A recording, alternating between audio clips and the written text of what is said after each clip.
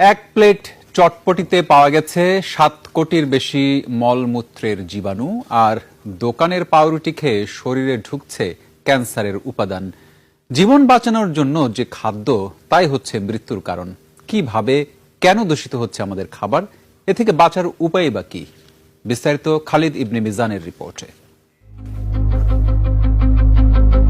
চটপটি, ফুচকা, আচার, ঝালমুড়ি, শরবত, নামগুলো শুনলেই যেন মুখে পানি চলে আসে। টক ঝাল মিষ্টি স্বাদের এই খাবারগুলো আমাদের খুবই পরিচিত। রাস্তার পাশে বা পার্কে যেখানেই এই খাবার পাওয়া যায় সেখানেই দেখা মেলে মানুষের ভিড়। কেউ আসছেন একা, কেউ বন্ধু বান্ধব নিয়ে, আবার কেউ আসছেন তাদের ছোট সন্তানকে নিয়ে। মিরপুরের মধ্যে এই জায়গাটা খুব ভালো, বাইরের চটপটি খুবই ভালো, সেল হয় 5,000 6,000 টাকা। কিন্তু টাকা দিয়ে নিজে যা খাচ্ছেন আর অন্যদের খাওয়াচ্ছেন, তা কি আদৌ নিরাপদ?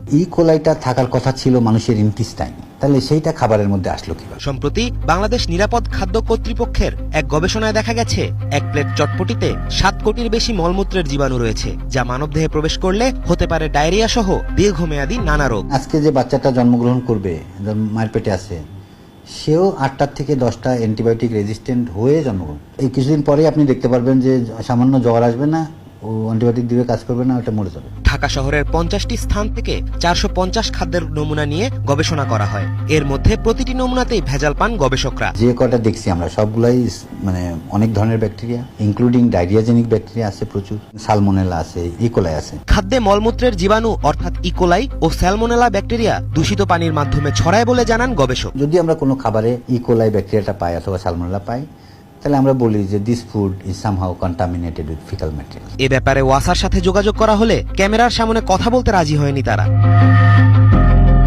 এদিকে ঢাকা দক্ষিণ সিটি কর্পোরেশনের খাদ্য গবেষণাগারের এক প্রতিবেদনে উঠে আসে ভয়াবহ তথ্য। নিউ আনন্দ বেকারি ও আইডিয়াল হোমমেড ফুড প্রোডাক্টসের পাউরুটিতে ক্যান্সার সৃষ্টিকারী উপাদান পাওয়া যায়। পাউরুটি তৈরিতে ক্যান্সারের ঝুঁকিপূর্ণ উপাদান পটাশিয়াম ব্রোমেটের পাশাপাশি সিরাজ চুইগোস্তের ঘিতে দুগ্ধজাত চর্বির বদলে পাম অয়েল ও সুগন্ধির উপস্থিতি পাওয়া যায়।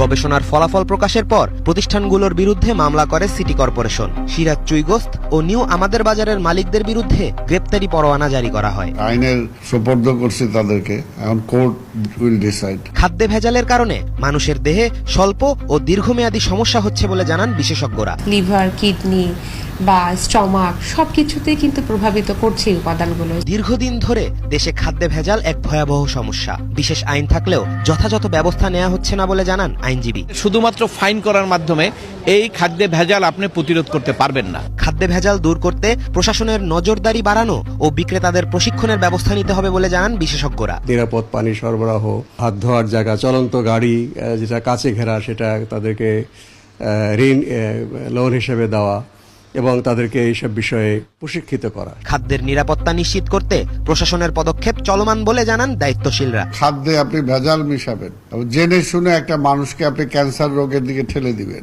এই ব্যাপারে নো মার্সি। খালিদ ইবনে মিজান, 21 টেলিভিশন, ঢাকা। এখন কোর্ট